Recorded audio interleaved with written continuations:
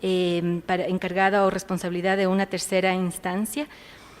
También nos hablaban de la importancia de realizar los análisis económicos y de cómo se podrían vincular estos análisis económicos con análisis espacial, y que la georreferenciación no solamente de los costos, sino también de los beneficios, y no solamente económicos, sino de los beneficios múltiples, se vuelven una herramienta muy importante en el momento de tomar decisiones que pueden orientar la implementación de una estrategia nacional REDD.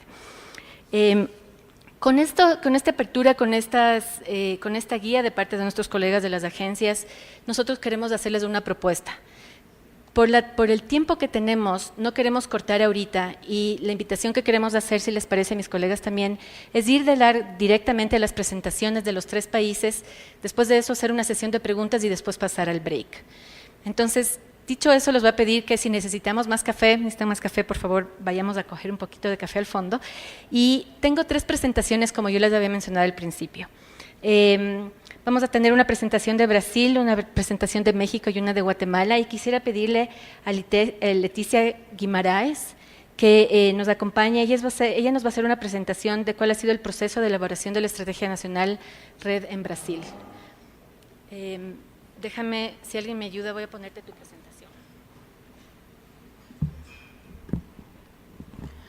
Buenos días, haré mi presentación en inglés porque el portuñol es terrible. Entonces, si necesitan de traducción.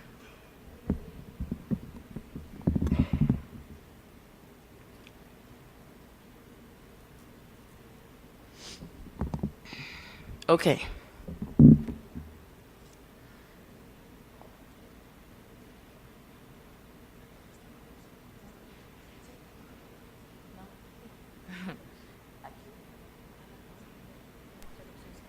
Okay, so just a quick reminder of what we are talking here, because when we talk about REDD, under this acronym, a lot of things come about. So we are basically talking about these 5 activities.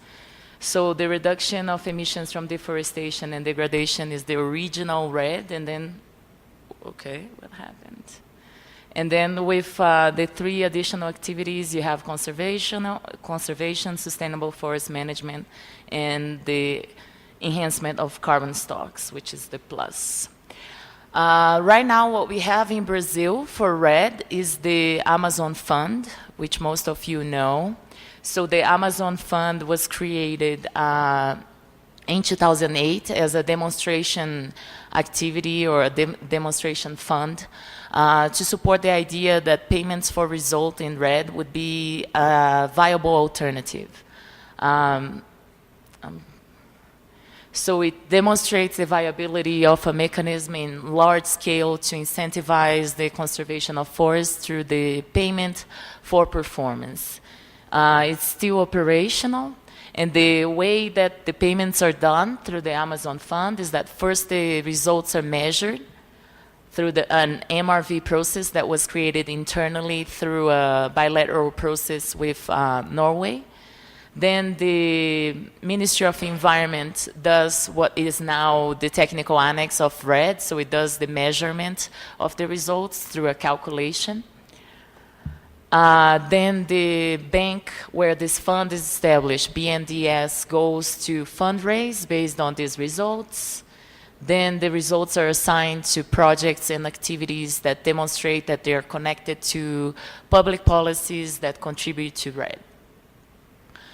So this is just a general overview of the fund as of May 2014. So as you can see, do we have a pointer here? Yeah, this is not going to work. A lot of the beneficiaries of this fund are the states. So most of the investments in green on the pie chart on the bottom right are the states and NGOs, the third sector represented there. The number of projects supported has increased throughout time, and so has the value associated with the investments that are made.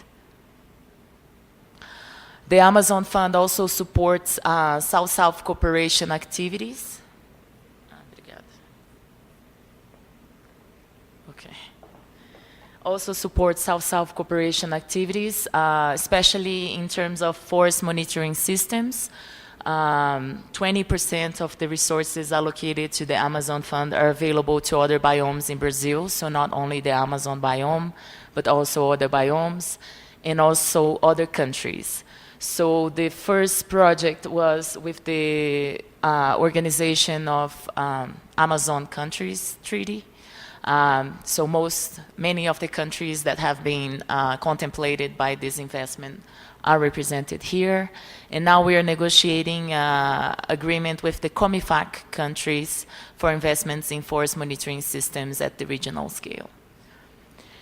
So going into the REDD Plus elements according to the UNFCCC, so all of this was established in Brazil while the negotiations were still stalling on what would be the REDD framework and what REDD really represented. So in parallel to this, to the implementation of the Amazon Fund as a demonstration activity, there was a government effort to discuss what REDD was and what would be the development of the various elements for REDD.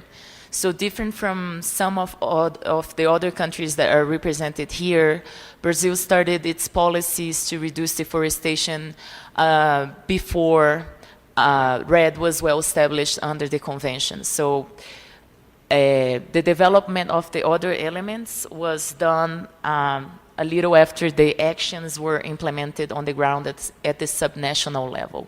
So the elements are the national strategy, the reference level, the national monitoring system, and the safeguards information system. I'm going to go one by one here.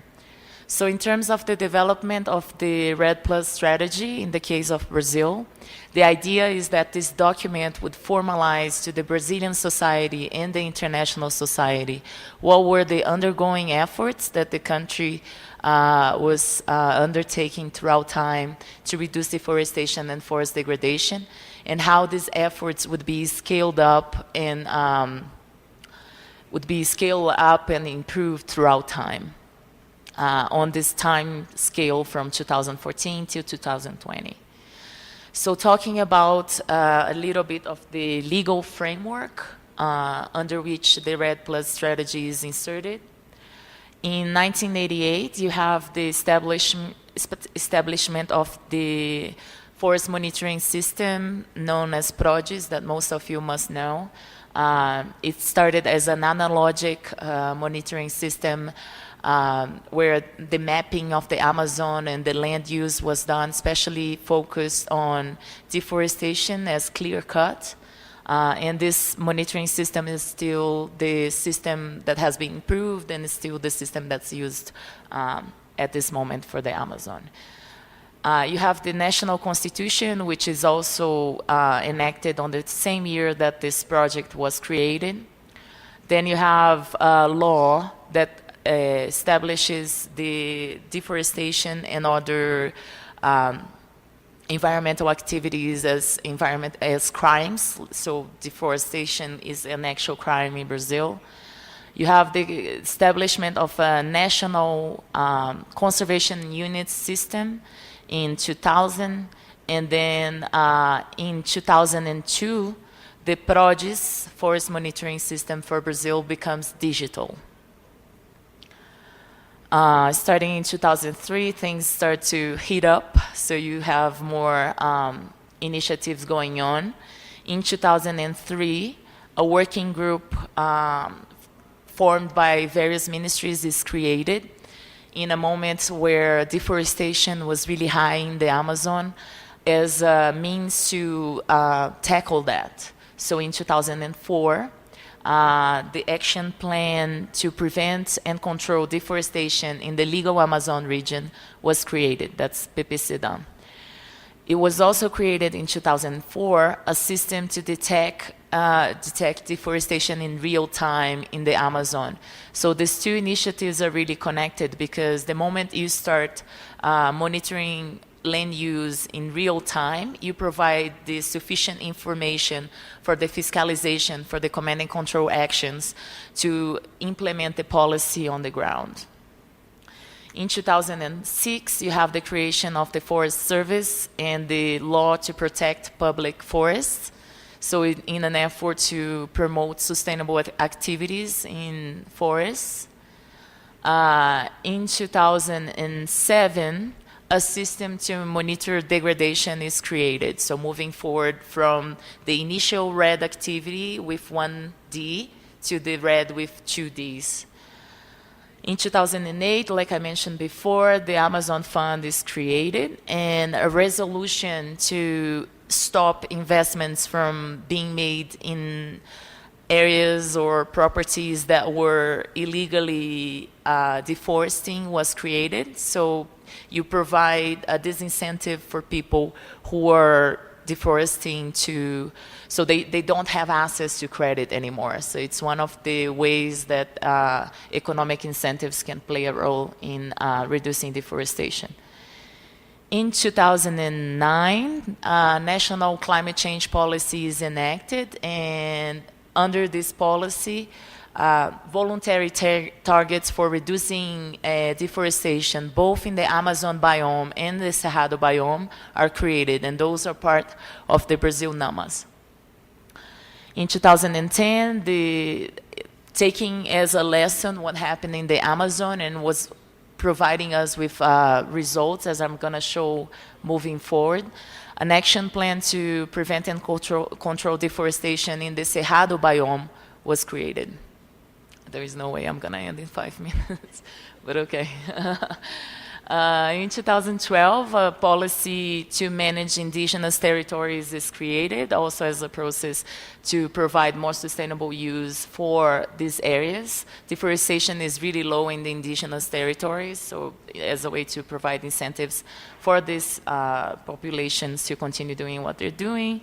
In 2012, a new forest code is created and revised. And now in 2014, the environmental rural registry is regulated. So what's the picture here for Brazil? In 2005, you had this profile of emissions. So you see throughout time, emissions varying by the biomes, but increasing. And then in 2010, you have a considerable reduction in emissions of the country as a whole, but especially in the land use and forestry, especially forestry area. So what has happened? So a bunch of biome level policies were responsible for identifying the drivers and tackling them, and that would be part of a next panel. In the case of Brazil, like I mentioned before, it was the opposite. The national strategy comes as a way to strengthen these policies that were